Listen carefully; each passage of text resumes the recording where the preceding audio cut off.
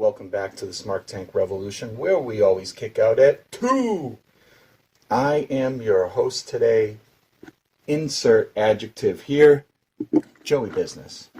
And yes, we are back. Well, I'm back. Donnie's been kicking ass at this. I'm back with another installment of the Smart Tank Essentials. And like Donnie has put in other videos, this is our favorite stuff to record. This is where this is the stuff that we would just sit around with our friends and talk about anyway in this type of forum. So we figured, hey, it almost sounds somewhat professional. Why don't we put it out in a professional format and let people judge it? And what I like is there is no real formula to this segment that we do other than go off the cuff. We don't prepare notes. We just go from our hearts. We go from memory, impressions, and those feelings that we got when we saw this stuff live for the first time. And I think that works much better than other people's retrospectives because they research it, boil it down, and break it down, dissect it. We kind of just do a broad overview and talk to you like you were in the room and say, hey, man, this was really cool. This is what we think. So what do you think? So with that out of the way, this is how we do it. So today I am picking a wrestler that I feel is long overdue for this. When we first announced this, he was going to be my first one, actually. But then Donnie had to pick who he picked. And of course, I had to pick the counterpart to that. So Edge got, I just let the cat out of the bag. I am going to be doing the ultimate opportunist, Edge. And he got pushed down the pipe because I try to pick random and not just from the same, stable of talent. So I basically pushed him down, and I usually wait until something relevant. Like my Roman Reigns would have been much earlier, but I waited till WrestleMania because I felt it was time. Plus, it gave another accolade, which gave a good bookend to that impression that I recorded. With Edge, it's a little bit easier, which is why I wasn't too worried about where I put it. Edge is one of those rare talents that, in some form or another, is always reinventing himself. He's timeless. He feels like he would fit in any era. He could work in the Rock and Wrestling era with Hogan. He could work in, the Monday Night Wars, which he did. And he can work in the current product, which he does. So he's really a unique choice in that respect. He kind of has, the whole enchilada, so to speak. And I am pulling up the criteria because you would think by now I would have memorized this, but I never memorized this. Also, I can never remember Bret Hart's Autobiography. It always escapes me. So basically, if you've been watching or listening to this, rather, we rate and grade each wrestler on 2 separate rating criteria systems. First is Bret Hart's from my real life in the cartoon world of wrestling. And that is your typical 1 to 10 scale, 1 being the worst, 10 being the best in 3 categories. And the categories are wrestler's look, promo, and in-ring work.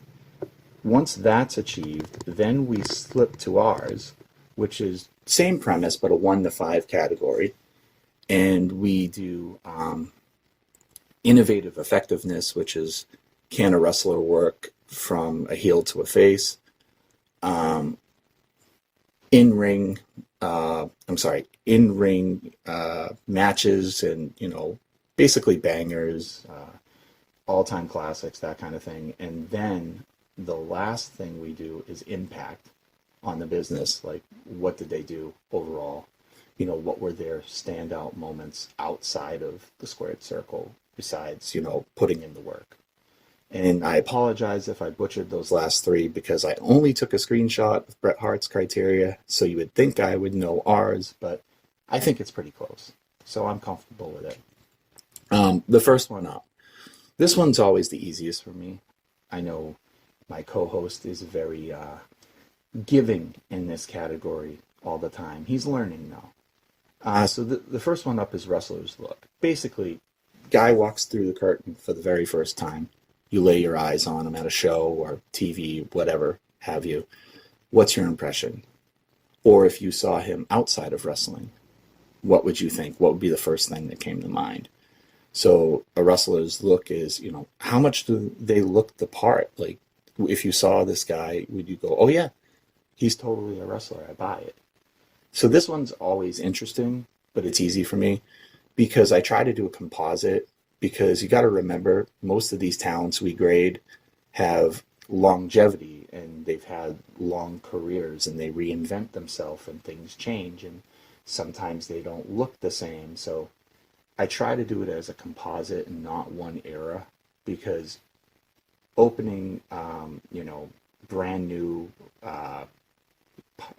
plucky babyface Edge from the Attitude Era is going to look a hell of a lot different than the Edge of now, right? So, I mean, it's completely different.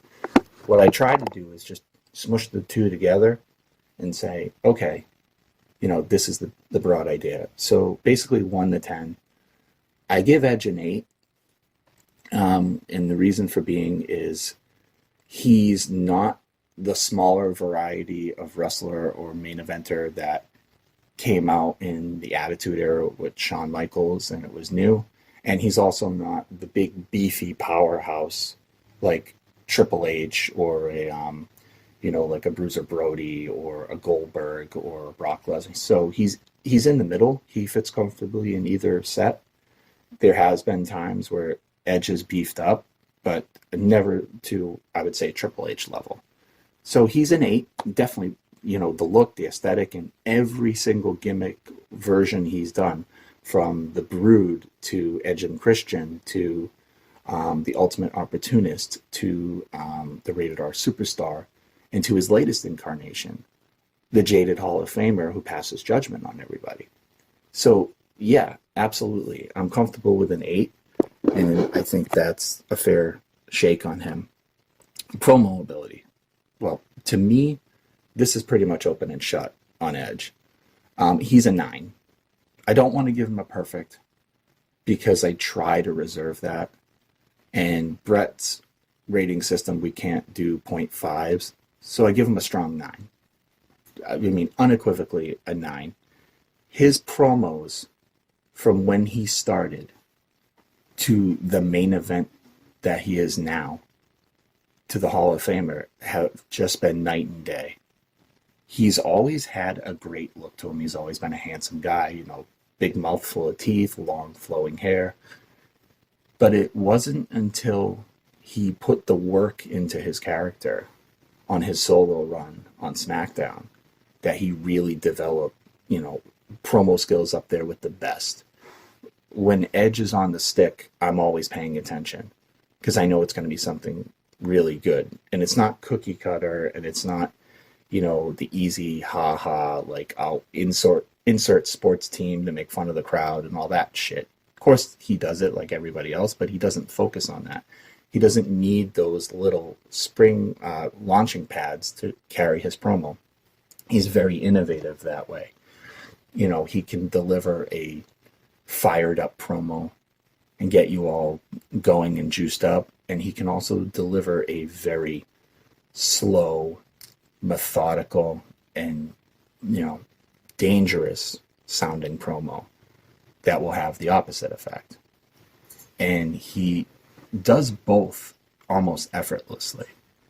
And he's one of those rare talents, again, who with age just seems to be seasoning his craft even better every time. It's improving. It's not taking a dip, if you know what I mean. So yeah, I give him a 9 all day. And then in-ring work. This one's it's an interesting one because he's always been fundamentally a great wrestler.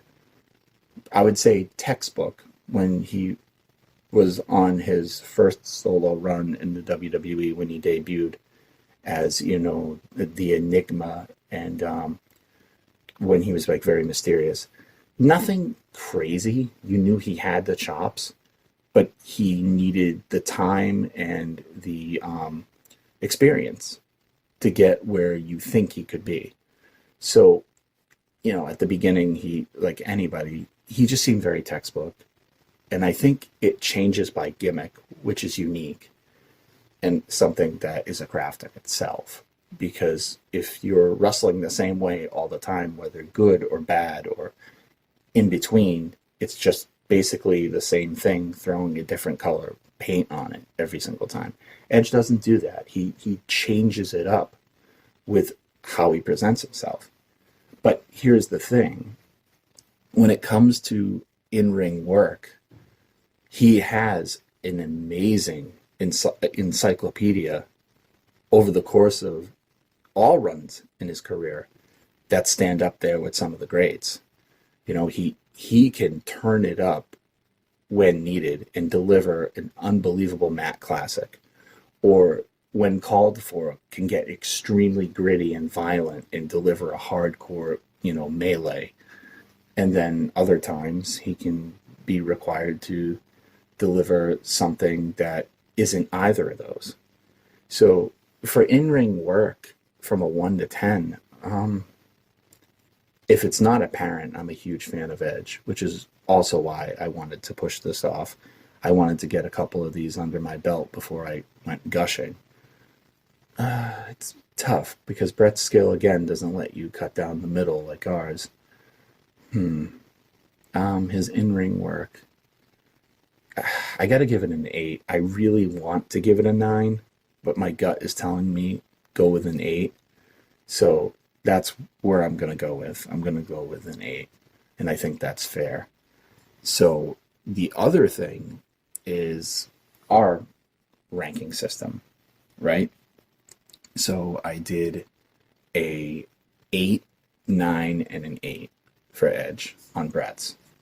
Now, Donnie's rule of thumb is if you're over 20, then you're already in good place. So we've got Edge covered. He's good to go. So now our ranking system. That's interesting.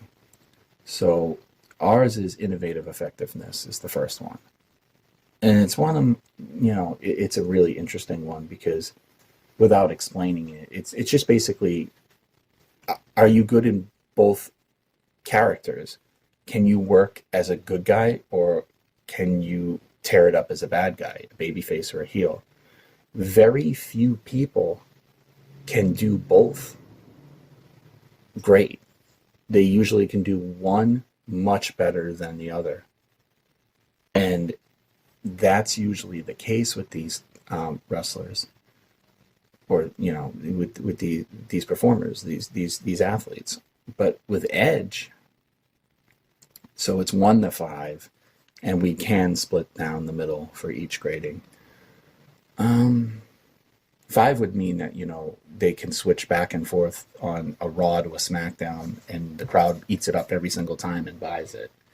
There's really only one person that I think can do that, is Vince McMahon. He seems to be the only one that, when called for, can do that perfectly.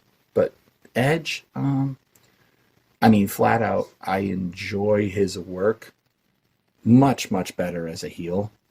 When he's being an asshole, I think he's at his best. But he is a really good face to get behind, especially when he came back to the Rumble a couple years back during COVID. You believed in him. One, he was gone for so long, and they say never in wrestling, and I've learned that more over the past couple of years than ever. But Edge was one of those ones, especially the circumstance and the memorable way he bowed out and the emotional way he bowed out, that you really thought never meant never, like it wasn't happening again. You heard the rumors all the time that, yeah, he's going to give it a go, but it never materialized. Well, now it did. And when he came back, I remember going, this will be interesting. Is he going to be a face or a heel? Obviously, the default is you're a face when you come back because the crowd hasn't seen you so long. They give a huge pop, the nostalgia kicks in, and you're off to the races. Yeah, my dog agrees. The Smart Tank, mascot Brady. Yes, Brady, I agree. So that's one of those things. But I mean, my heart says Edge definitely works better as a heel to me. But that might also be my personal preference that I just love heels. I gravitate to them. He is very effective as a face, if need be. And, if he had to be on SmackDown or Raw and there was a depleted face roster, he could carry that load no problem and do it very, very well for a time like anyone can.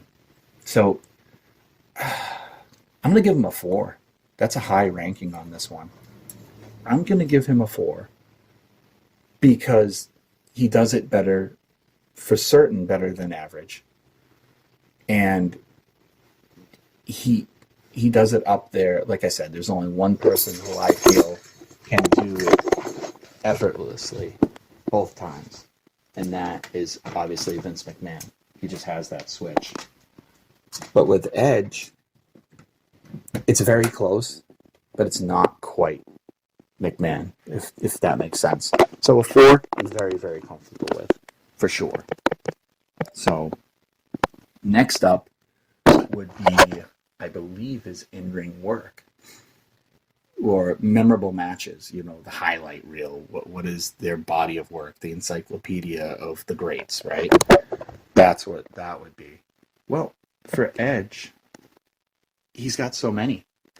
Without being trite, he's got so very many amazing matches, bangers, classics, feuds. I mean, I'll rattle off the few that are, in my mind, the best, but probably low-hanging fruit. Unexpectedly, his long feud with Cena was amazing at a time where Cena really, really needed something interesting because he was losing gas. It was so good that it was up there with the likes of Rock Austin, Triple H and The Rock, Taker Kane, all those greats, right? So, yeah, Cena and Edge. Then you had Taker and Edge, which was an amazing feud in itself, culminating at a WrestleMania match where, sidebar, it was the only time during the streak that I actually rooted for someone other than The Undertaker, because I thought the number was high enough that he could still get the clout, but if Edge beat him, it would have propelled him further in that spot. And we all know how the story went. They gave an amazing match. So many times where you thought it was possible and the streak was going, but Taker pulled it out. So there's that. His blurred lines with reality feud with Matt Hardy, because they were going through something backstage that was extremely private and tumultuous, him, Lita, and Matt.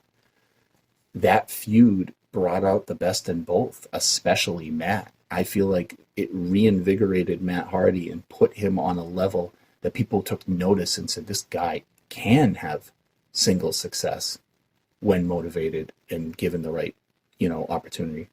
So absolutely, him and Matt Hardy, great feud. Then you got Randy Orton and Edge, once almost brothers, an RKO, amazing team, to bitter rivals when Edge returned. That was unbelievable. They did not have the greatest match ever, as it was proclaimed or in build, but it was pretty damn good. And, other stuff with him and Orton following. Their promos were especially exceptional because the amount of heart and effort and time that they put into building those really made you take notice. So that was a big one. I'm trying to think. His stuff with Jericho when Jericho was one of the top heels and he was an honest man, that feud was really good, you know? So, and then he had kind of a, uh, commingled feud with Jeff Hardy and Triple H for the title at one point, and that was decent. So he's got a litany of work that you can just reference and say, all right, yep, this guy has it. So for a 1 to 5, I got to give him a 5. He gets a perfect 5 because with a body of work and that much, that much success under you, how can you give anything but a 5, no matter what? I mean, if I could give higher than a 5, I would, but we don't go there. Even though we get creative with our ratings, we don't go above a 5. So definitely a 5. And then the last, which is my particular favorite every single time, because each person that we talk about and the ones that I pick, unwittingly, without picking them based on this, it always turns out to be very interesting. And my favorite part of the dissection of these wrestlers is the mark on the business, their claim to fame. Like, what did they do? So many of the people we're going to rate have a lot of the same achievements. Champion, Royal Rumble winner, Money in the Bank winner, so many things. Edge has that and more. He has creative impact on the business, which is very hard to do outside of the Attitude Era, where people put asses in the seats because of this instance or this direction that they've chosen to go. Edge has that. So he's a multi-time champion. I think he's like 16-time champion with all the belts, tags included and everything. But then on top of that, he's a multi-time Royal Rumble winner. He's, I believe, an Elimination Chamber winner or a Survivor. He's main evented WrestleMania in the main spot. He's actually done the final match on the card, but he's also done the co-main event spot when he was the world champion. And that's nothing to sneeze at. So he's done that. But then he's also credited for highest segment on Monday Night Raw via Nielsen rating for him and Lita's live sex celebration after he won the title. On top of that, he is the first Money in the Bank winner, which is a concept that at the time no one knew what the hell that was or how effective it was going to be. And now it's a yearly tradition that people take serious. And not only in WWE, but they've basically copied that concept in other federations and other, other parts of the business, even the indies, because it's such a great idea. And it's something that builds suspense and it's unique. I mean, it can be overdone, but so he's credited for that. He's just the way he has reinvented himself so many times over is a big, huge credit. Him returning after career-ending surgery, never ever going to happen. Just him coming back is a massive impact.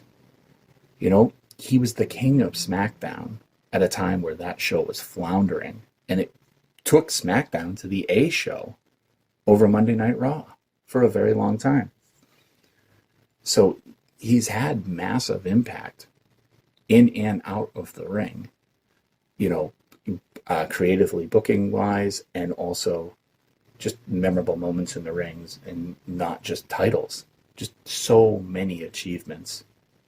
So obviously, I think you know where I'm going with this. To cap it off, I'm giving him a perfect 5. I mean, how can I not? For every reason I said, even if you just had 3 of those, you might be in 5 territory. But he's, out of the stratosphere into the territory. So these are always a joy to do, and this one was no exception. And of course, yes, it can be a little narcissistic, but I will listen to this back because I too always want to get better. I don't just want to spout stuff into a recorder and just say, yeah, screw it, and never go back to it. I want to learn, sometimes my initial spur of the moment, gut thoughts can be a little out of whack. And I like to learn and listen and go, well, why do I think I said that? Or why would I do that? And you have the retrospective. I'm not going to change any of my ratings. What I say here stands, and that's final. It's referee style final. But yeah, this was a very fun one that I was looking forward to for a long time. And I truly hope whoever's listening enjoys this too. But like Donnie always says, don't take our word for it. If you're not familiar with Edge, or been under a rock and you like wrestling, go watch some of his stuff. YouTube him, Google him, go in the network.